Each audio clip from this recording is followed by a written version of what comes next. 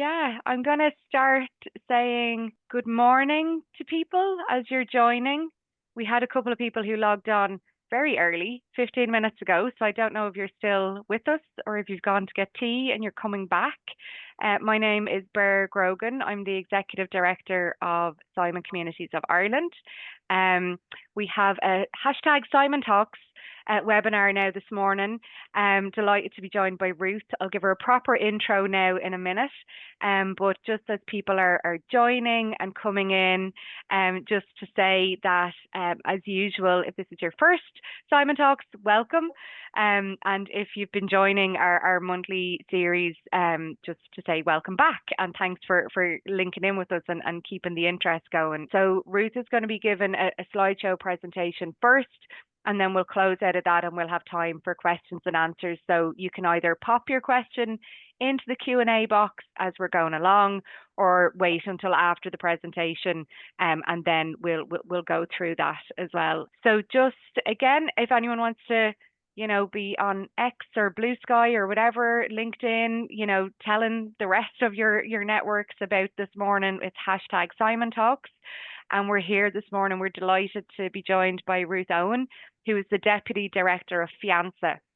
And I won't, give away Ruth's presentation, but you'll learn a bit more about what FIANSA does. And it's a coalition of working together to end homelessness in Europe. And I was delighted to meet Ruth in person at the FIANSA Forum just a couple of weeks ago. And I think it's so timely, and hopefully there's going to be learnings in this for everyone. I think it's really, really important, particularly in Ireland, with what's happening in Europe and the influence that we can have, and the collaboration that we can have. It's a really great opportunity. So I'm going to be quiet. I'm going to turn off my camera and mute myself, and I'm going to hand over to Ruth, and then we'll pop back on afterwards. So just that reminder that the Q&A function is open. And thank you so much for being here this morning with us, Ruth. We really, really appreciate it. Hey, thanks everyone. Thanks for the invitation. Thanks, Bert, for the introduction. I'm Ruth Owen, the Deputy Director of FIANSA. FIANSA is the European Federation of Organisations working with homeless people. So we bring together NGOs all over Europe who work with homeless people. We have a large and active membership in Ireland, and have done since FIANSA was founded in the mid-1980s. And that membership and engagement has also grown a lot over time. We're primarily a network of NGOs, and NGOs govern FIANSA, but we're also a slightly wider coalition. We have what we call associates, which include all kinds of other non-profit actors in the fight against homelessness, so local authorities, think tanks, foundations, etc., etc. I'm going to talk about the state of homelessness in Europe, and then in a bit more detail about how the European Union can help make progress in the fight against homelessness, and what we might expect in the near future in terms of EU action on homelessness. So just a snapshot in terms of the state of homelessness in the European Union. Homelessness is a persistent and serious social problem in the European Union. At FIANSA, every year we publish the report that you can see on the slide there, the overview of housing exclusion in Europe, which brings together all the latest stats and trends on homelessness and housing exclusion in Europe. The last edition in 2024, we estimated that at least 1.27 million people are homeless every night in the European Union. It should actually say the European Union plus the UK.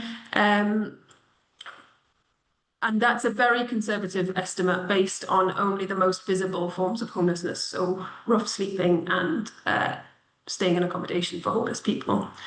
Homelessness is increasing in a majority of countries. There are some exceptions to that. Finland has been a notable exception until very recently. Homelessness levels have gone down consistently over 20 years in Finland, and that's because of a very ambitious public policy to end homelessness and wide-scale adoption of the Housing First approach. It's a similar situation in Denmark. Unfortunately, in Finland, the most recent numbers show a slight uptick in homelessness, and that's at least the homeless sector in Finland very much attributes that to quite sweeping cuts in both the welfare system and the housing and homelessness service system under the current government. In terms of the way we deal with homelessness, shelter and temporary accommodation are still the primary response to homelessness in most countries in Europe, and they are increasingly saturated and costly in many member states. And there's a growing recognition that if we want to turn the tide on homelessness, we need to invest in rehousing and prevention.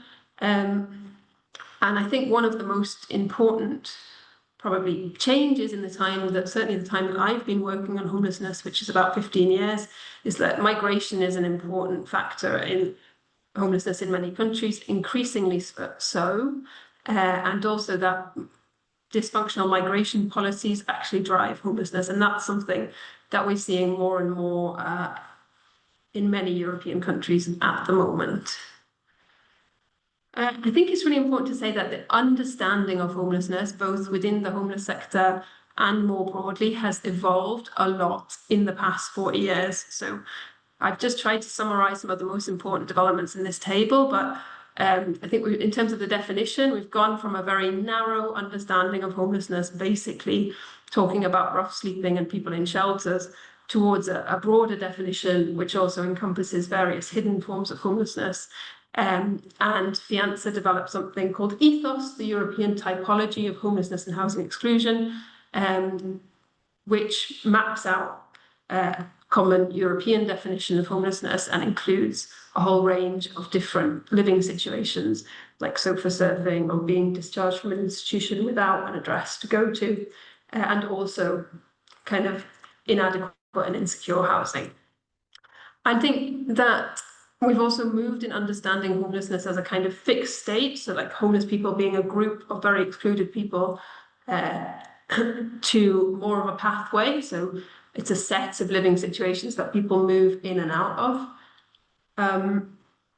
The typical view, and I think to some extent still often in the public domain, is that homelessness affects single middle-aged men, but we know more and more that actually it affects a whole range of households, including young people, seniors, children, and women.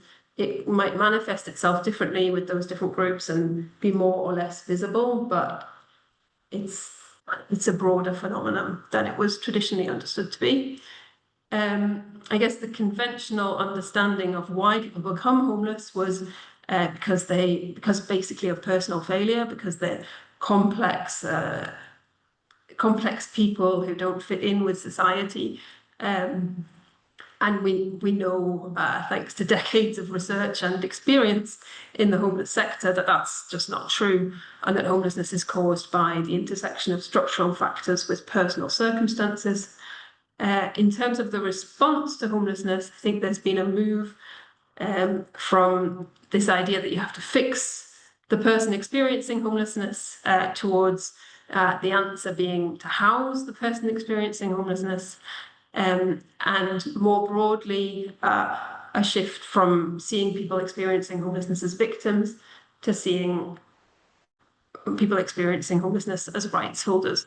Obviously, those shifts are incomplete and they don't look the same everywhere. I'm sure you'll still find people who identify very much with the ideas on the left column, but in general, I think the state of the knowledge on homelessness has moved very much towards the right side of the table. And so maybe most importantly, in terms of how to deal with homelessness, emergency and temporary accommodation remain the predominant response to homelessness across Europe, with some exceptions like the Scandinavian countries that I mentioned earlier. But there is a consensus that prevention and rehousing are the way to make better progress. So what does all of this have to do with the European Union? I think it's important to say at the beginning that the European Union has quite limited power in the social area. So the EU doesn't issue directives in social policy. It can't make binding law in social policy. So we're reliant on what we call soft law cooperation, which means setting common goals, establishing voluntary cooperation, focusing a lot on exchange and learning, using the EU funds, and building the state of knowledge. And our experience in Fianza is that those soft mechanisms can make a real difference on an issue like homelessness, which is, in societal terms, relatively small, and where there's a huge scope for progress in terms of dealing with it better. Homelessness has become a social priority for the European Union over the past 20 years, and that has led us to something called the European Platform on Combating Homelessness, which is a policy initiative of the European Union. It was launched in 2021 with something called the Lisbon Declaration.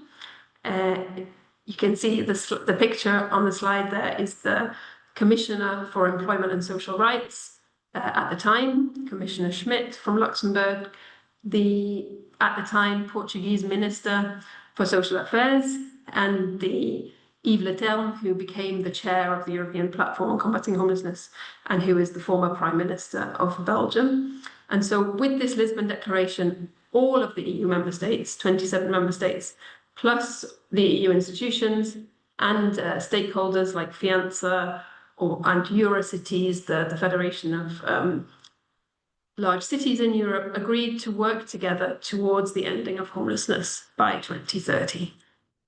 And that was it was the first time that the European Union has ever set any common objective on homelessness. And it was quite certainly from Fianza's perspective, quite a landmark moment.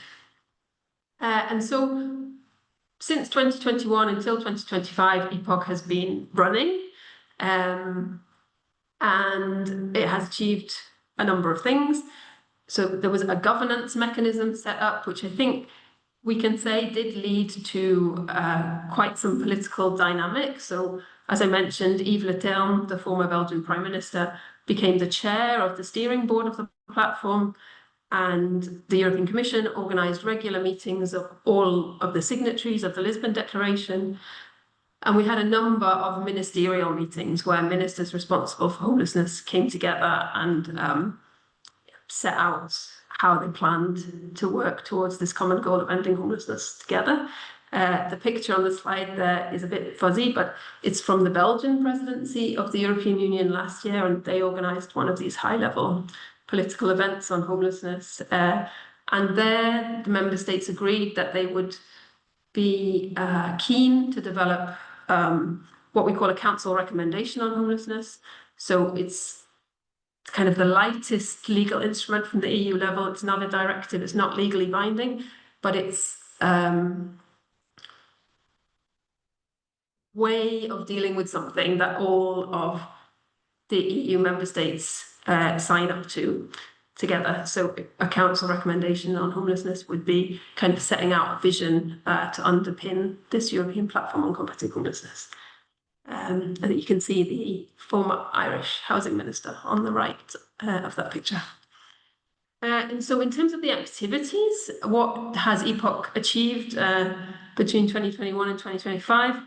It has 3 work streams. The first one's called data and analysis, and that's really does what it says on the tin. It's about trying to improve the data around homelessness within the European Union to make it more comparable, more robust.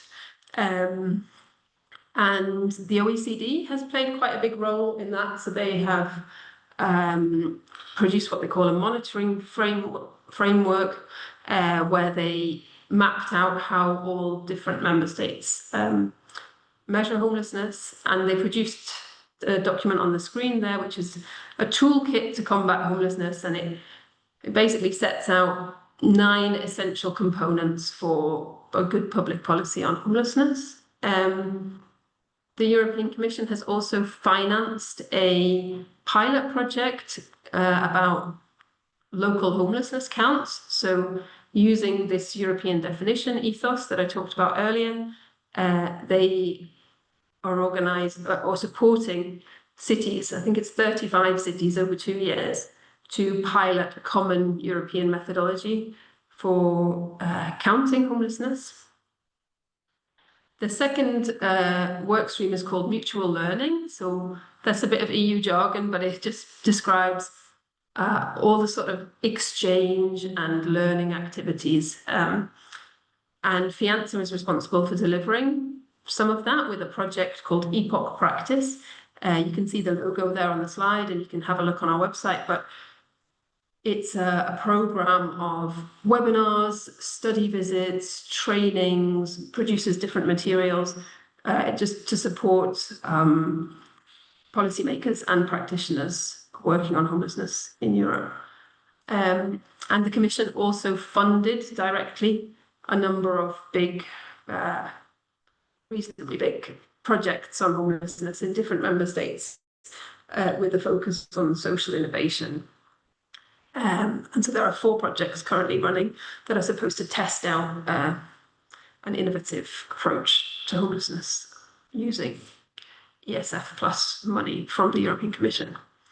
And then there's a whole work stream on funding and finance, and that's co-chaired by the Council of Europe Development Bank and the European Commission. And the idea there is to build a pipeline of housing projects that address homelessness directly and that can benefit from EU funding or finance. So that's the work that's been done until 2025. And then now here we are in 2025, and quite a pivotal year for European cooperation on homelessness, because we had obviously European elections in 2024. It's the beginning of a new term of the von der Leyen College. So new set of commissioners, new set of political priorities. One of the big surprises of the beginning of this mandate is that affordable housing has become a huge political priority for the European Commission. We now have a commissioner responsible for housing for the first time, and next year the Commission will be publishing an affordable housing plan to try and help member states respond to the housing crisis. We're also in a new geopolitical context, so obviously the situation in Ukraine, the new situation in the US has quite a big bearing on priorities of the European Union, and it's clear that defence and competitiveness are going to be very big priorities going forward, which has an impact on the space for social issues. And I would also say that with the rise of the right-wing and populist parties, both at the European level following the European elections and at national level, there is a bit of an anti-NGO climate in EU affairs at the moment, and a lot of toxic debate in the European Parliament about the contribution of civil society to EU priorities, which makes this kind of work a little bit harder. So these are the key people in the college responsible for homelessness. On the left, Roxana Minzatu, she's the Executive Vice President for Social Rights and Skills, Quality Jobs and Preparedness, which is a bit of a mouthful, but it means she's in charge of employment and social policies. She's the Romanian commissioner, and so she is the lead commissioner on this European platform on combating homelessness. And on the right, we have Dan Jorgensen, who is the Danish commissioner, and he's the commissioner for energy and housing. And as I said, this is the first time we've ever had a European commissioner with responsibility for housing. So looking forward, the Commissioner Jorgensen is going to produce the first ever EU affordable housing plan. Roxana Minzatu is responsible for developing a European anti-poverty strategy and an action plan on the European Pillar of Social Rights. The European Pillar of Social Rights is the kind of framework for social policy progress in the EU at the moment. And it includes Priority 19, which is about housing and homelessness. And currently, there's discussion ongoing about the next work plan for the European Platform on Combating Homelessness.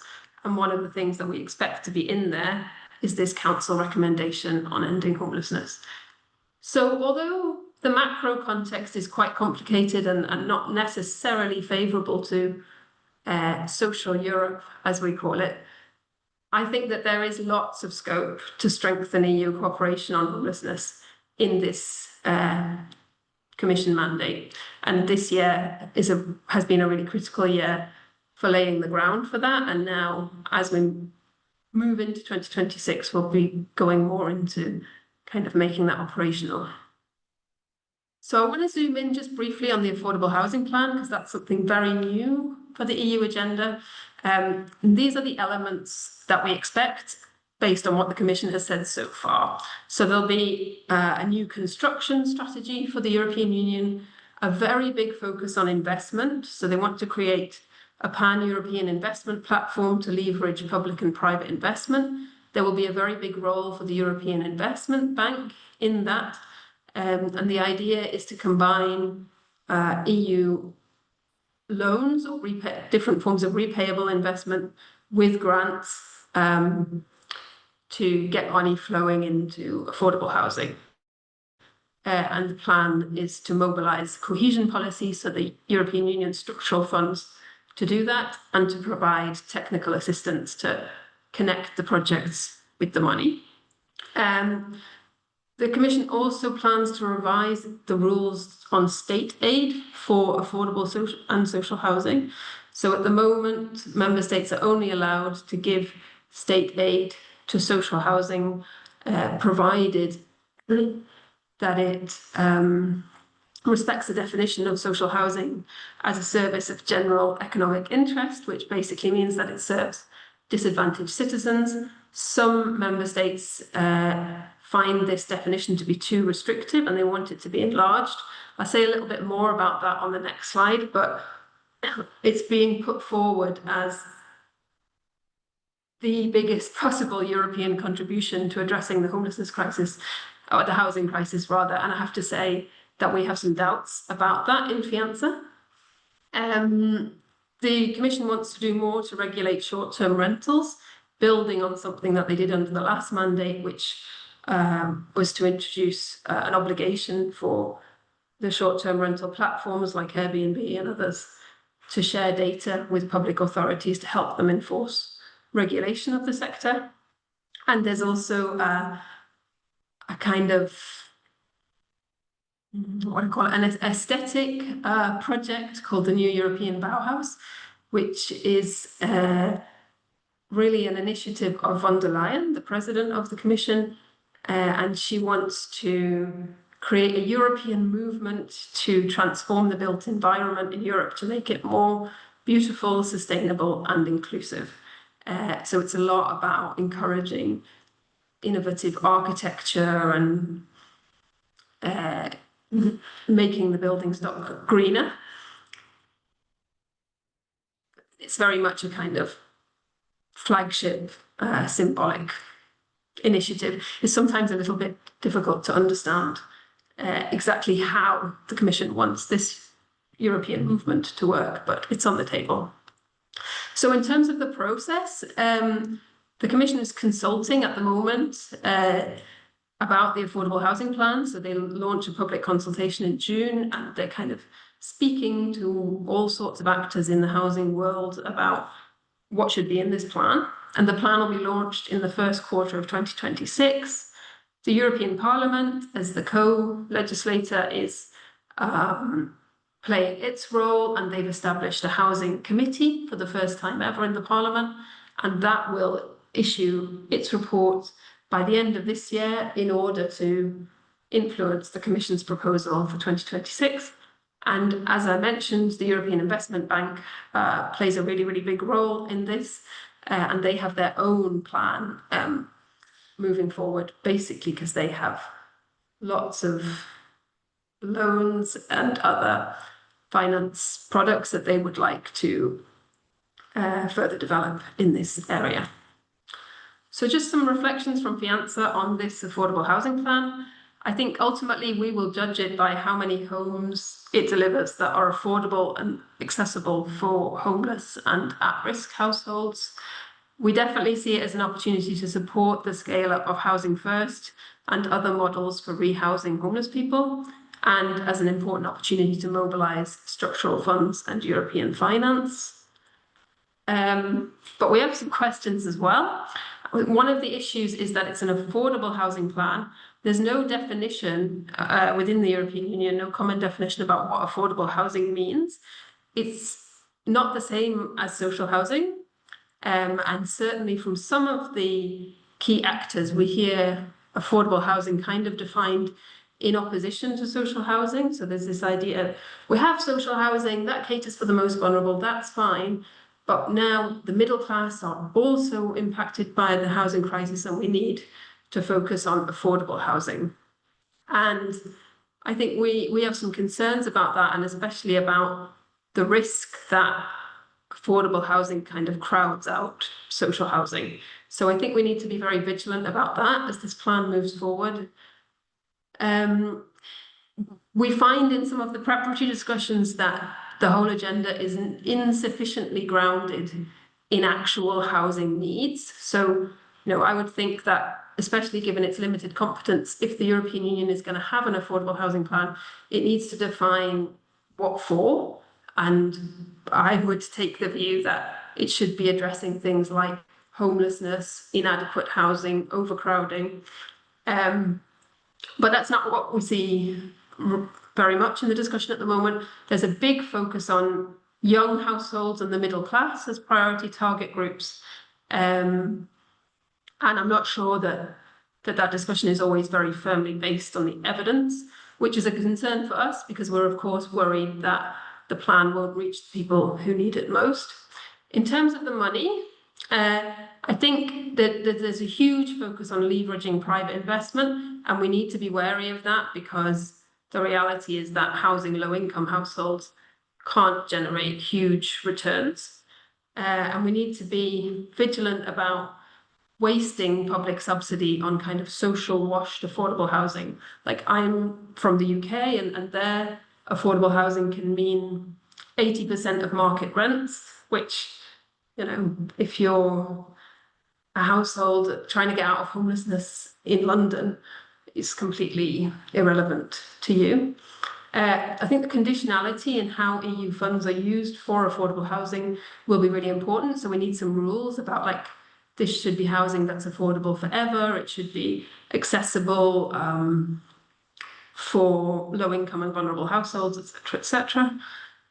I think we need realism, about the size of the EU budget in comparison to this challenge of the housing crisis. So yes, the EU funds can play an important role, but they're not sufficient to solve the housing crisis. They can't replace national funding and finance. And we probably need to be quite strategic and prioritize about what we want to use them for.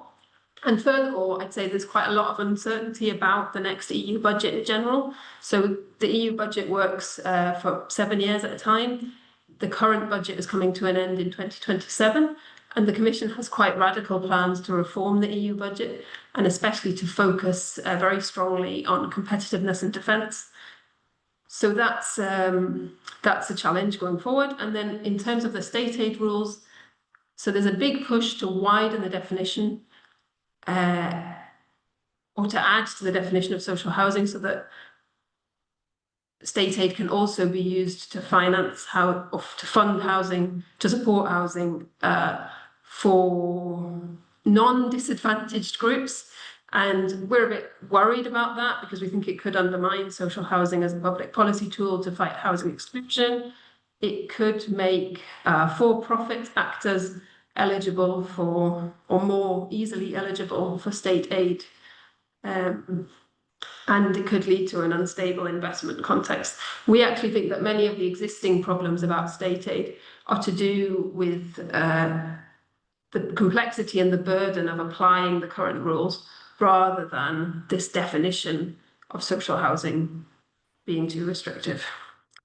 This is just an example of, Fianza is not the only voice being raised on the affordable housing plan, and this is something called the Mayors Housing Alliance. So mayors from, I think it's 15 big cities in the European Union are extremely active in pushing for what they want from this affordable housing plan, and they're calling for a 300 billion euro per year housing fund, and they have quite a social vision of what the affordable housing plan should do, and for them homelessness is a very clear priority. So I think that's really encouraging. I've said a lot about the affordable housing plan and not so much about the European anti-poverty plan, and the reason for that is just that the discussions on the affordable housing plan are a lot more advanced. So it's a big issue at the moment, but I think it's really important that at European level homelessness is seen both as a social issue and a poverty issue and as a housing issue. So we'll definitely be working on both fronts there.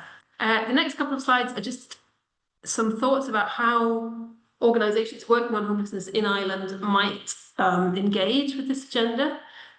So I think one thing is to use the political dynamic at EU level to support advocacy in Ireland, and I think that is already happening to some extent. Like we're interesting to see this Lisbon goal of 2030 is reflected in the programme for government. And I think, Fiance's Irish members are very good at this, at leveraging the EU level for their advocacy work. And so that's a real opportunity.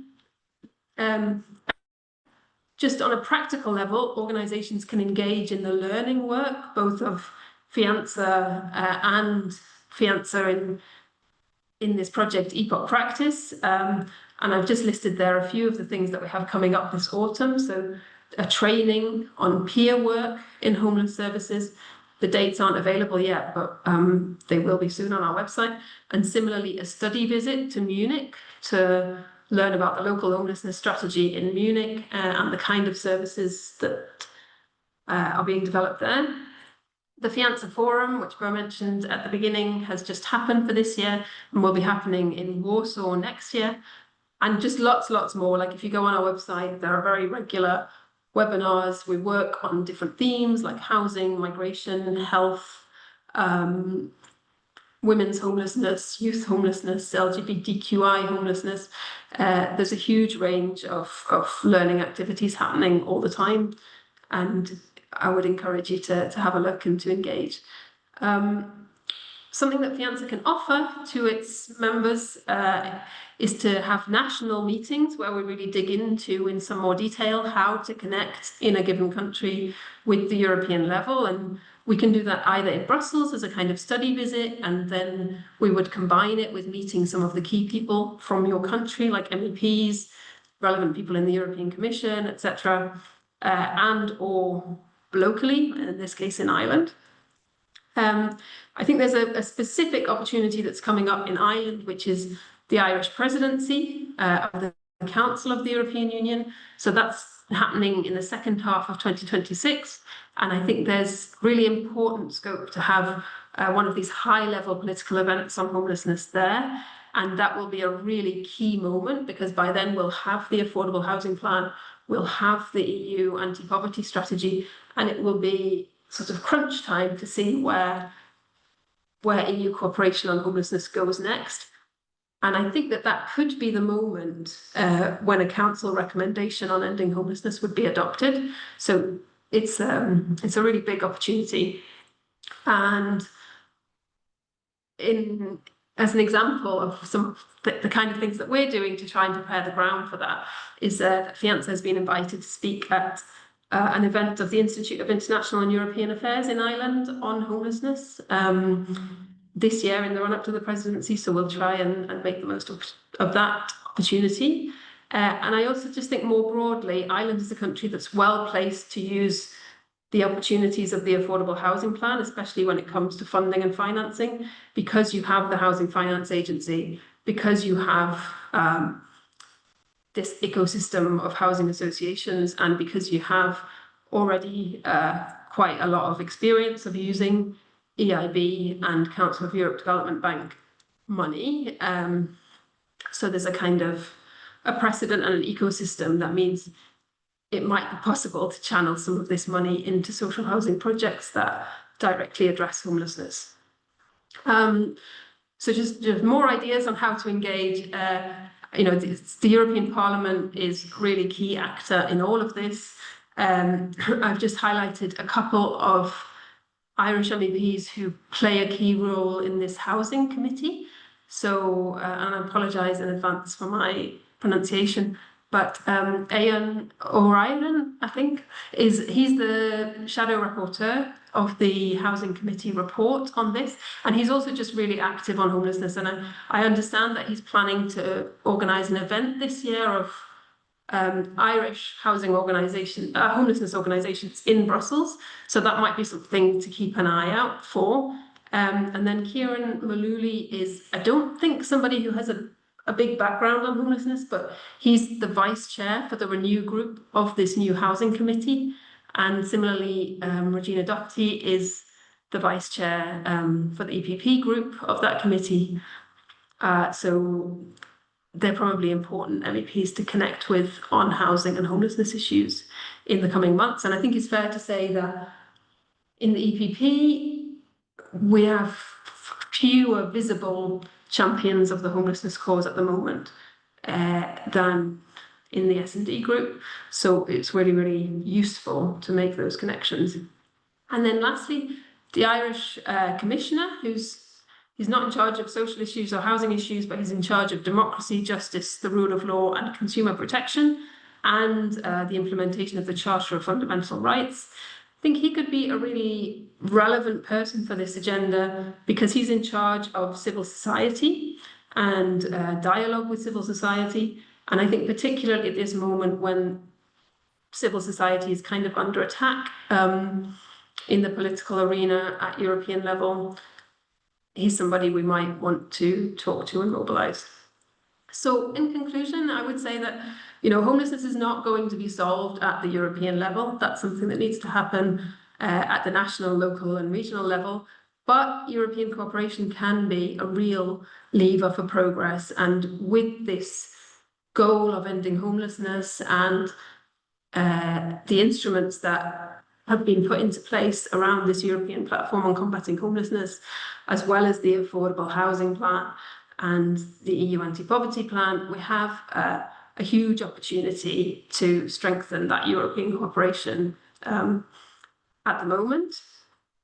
More generally, we know more about how to end homelessness than ever, but it's hard to translate that knowledge into actual progress.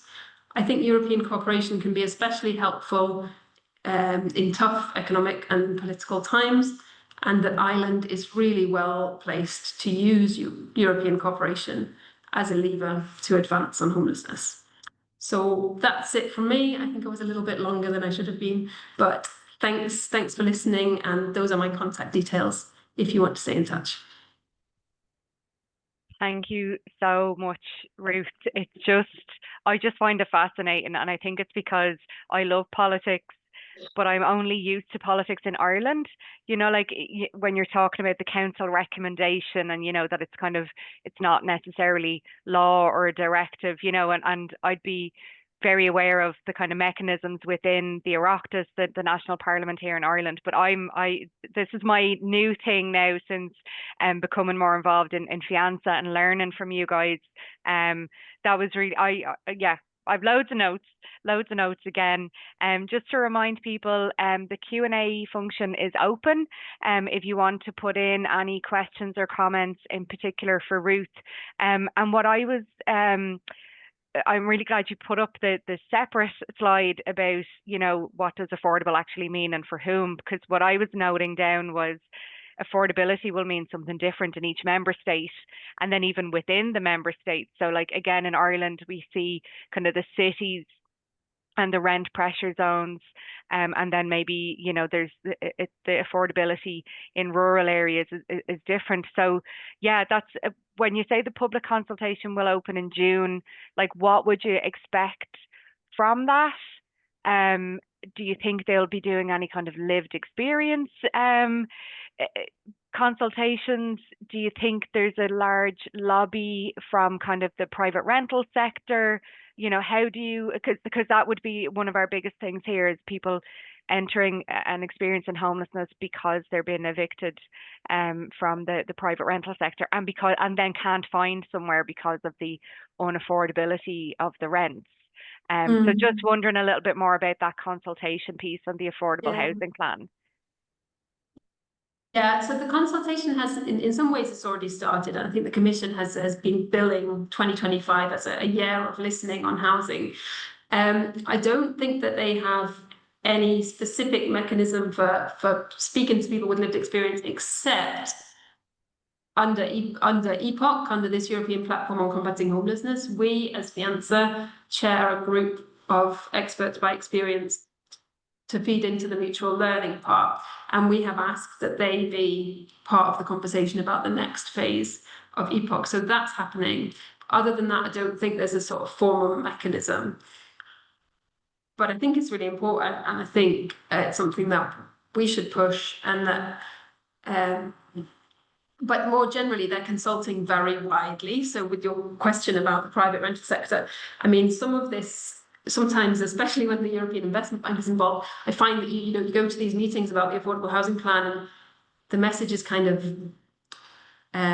landlords, builders, developers, tell us what you need to build more housing. And I think, that's part of the conversation, but it's very definitely not the whole conversation. And I think the more that we can get the focus on actual housing needs and how to meet those, how to produce the housing that is, the right size, the right price, and the right availability for people for whom the right to housing is currently denied, is really, really important. And it's not, I think I'd be overselling things if I said that that's kind of really where the conversation is focused.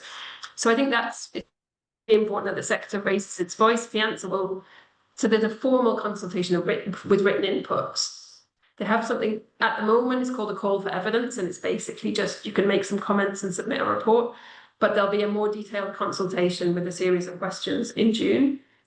Fianza will definitely respond, and will encourage our members to respond as well. And then there's a more informal set of, there are lots of events being organised by the Commission. There's lots of hearings going on in the European Parliament under the House Committee and in other committees. So it's a bit of a mixed picture and a bit messy, but I think it's fair to say that since the Commission launched this affordable housing plan, there are a whole range of interests kind of waking up and paying attention, and some of them with a very,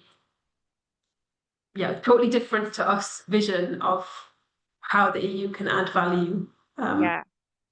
No, and and that's brilliant, and that's why I think it's so important for us to have these conversations nationally as well. And again, I'm so glad you were able to make time for us this morning, because as the sector in Ireland, we need to be talking about what we're going to do at European level. Excellent pronunciation of Aon's first name, Aon O'Riordan.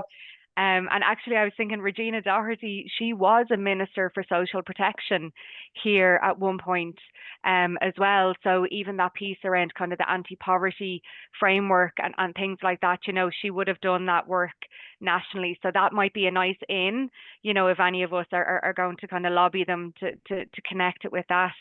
We have a question here from the lovely Catherine. From the Irish Council for Social Housing. So she said, excellent presentation, thanks so much. She'd like to ask if you think the anti-NGO sentiment currently being felt in Europe is something that will be a long-term trend, or is it kind of part of the usual political kind of swings and roundabouts, that like we're just seeing it at the moment, or do you think it's something that we need to be more concerned about? Yeah, that's a really good question. I think part of it depends on, well, certainly when it comes to the EU level, some of it depends on how we deal with it now. So at the moment, it's very much being pushed by some members of the European Parliament, kind of raising questions and making a not factual case that the European Commission is funding NGOs to do what they call undue lobbying, which my understanding is it's just them playing their role in civil society and trying to contribute to policy making. And I think how the Commission responds to that will be sort of determinant as to how long the impact is, because if they really clamp down on NGOs using EU money to advocate, then a lot of damage can be done in a relatively small time. I think in the social area, we haven't seen that yet, and I hope we won't see it. But I think, yeah, a lot depends on how it's reacted to now. And I think that also takes us back to the Irish Commissioner and to the fact that the Commission is supposed to uphold the rule of law and defend the role of civil society. So we count on them to do that. I think at national level, the situation is very different in different member states. Like our Hungarian members currently face an incredibly difficult context and have done for some time, and it's getting more difficult. And I think that's definitely a long-term trend. So I think it really depends. When it comes to European level, I think it may not be long-term, but it depends on the right reaction now. Yeah, and I think a lot of it is kind of external factors as well, of what's happening with tariffs and, you know, all of those kind of things as well, and the narrative that comes from there. But yeah, I think the optimistic me would love to think it's going to be a shorter term trend, but and it's interesting when you think of the areas of social policy across Europe or internationally where it's more pronounced, you know, that thing of like the right to housing. And I know you mentioned earlier, and it would be a whole separate Simon talks about migration as well, that what's coming across. So just on the stuff around the and sorry, obviously I've loads of questions, so if anyone has any more. Oh, sorry, I think there's another one here. I should be checking that was, sorry, that's Catherine's one. Yeah, if anyone has any, stick them in the Q&A box there. With the getting ready for the Ireland holding the council in the second half of 2026, like when should we start kind of planting the seeds, so to speak, about the council recommendation?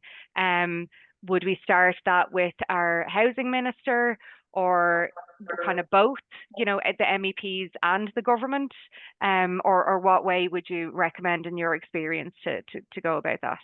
Yeah, I mean, I think now is the right time, and probably some of the plans for the presidency are already quite advanced. I mean, I think that so in terms of the European Platform on Combating Homelessness, it's the Department for Housing who is represented there. And, you know, I think it's both homelessness and housing are really high on the political agenda in Ireland, and I would be really surprised if the presidency didn't have any plans to do anything. So I think it's probably now about finding out what is planned and looking to shape that. I think MEPs can always be allies, but it really, with the presidency, it really is in the hands of the member states. So I think it's probably there that you have to start. Okay. No, that it's really good to know, and I think again, when we're looking at our own lobbying and advocacy work, you know, it's making sure that we're bringing that in to our messaging as well. Because obviously the Lisbon Declaration is something that we have been mentioning and trying to use as an advocacy tool.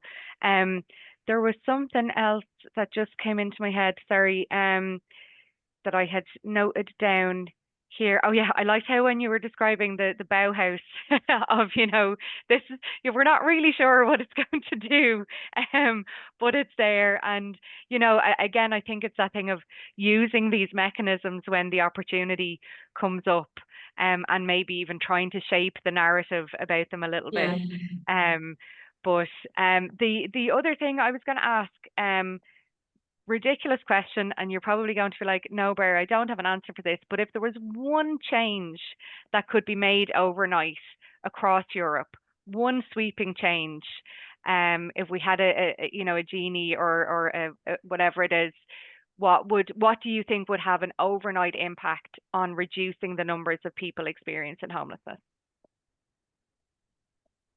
That's a very difficult question. I mean, I think one of the things that having worked a lot on housing policy, that I struggle with is the difference in timeline between housing policy and homelessness. Like, homelessness is always urgent, and homeless people can't wait for new social housing building programs. And so I think, like, really looking at how to allocate what we already have, and the question of social housing allocation, that's a really critical part of the puzzle from my perspective. That's not something that can be decided at European level, and also, like, many member states don't even have the luxury of having social housing to allocate. So it's not a fix all, but that's definitely one lever that I think we have and we don't always use to its full potential. I suppose I was asking you with having my answer and my idea in my head, which is around the rent regulation, just because, you know, the conversations that are happening here at the moment is we have rent pressure zones, and there's constant kind of media narrative and lobbying happening, you know, through landlords and other groups saying, you know, if you continue to regulate the rents, there's going to be a mass exodus of landlords, and the larger investment companies won't come here, and they're making such a large yield, but the rents have become so unaffordable. So for me, that's even if it was putting a pause on things, and we did see that during COVID, during the lockdown, we had the no fault eviction bans and things like that, and that's been the only time in our history, you know, since we started covering the data of people entering homelessness, that there's been a dip. And it was when those emergency measures were put in place that usually we're told are unconstitutional against the people who own the properties. So that's something that, again, I think, and I don't know if that was the same kind of experience in other member states. It would be interesting. Yeah, no, absolutely. And then, like, you know, they didn't talk about that much in the presentation, but one of the reasons we're in the situation that we're in currently with homelessness in the European Union is because housing costs have outstripped incomes and grown much more quickly over decades. And it's also a reality that most people live in the private housing sector, and most poor people live in the private housing sector. And for many, many people experiencing homelessness across the European Union, that is the only option on the table in terms of rehousing as well. So I think better regulation of the private rental sector, and finally, I think the conversation has moved. You know, there's a tendency to be very binary about it and to say, oh, you know, we can't have rent control because all the landlords will leave the market.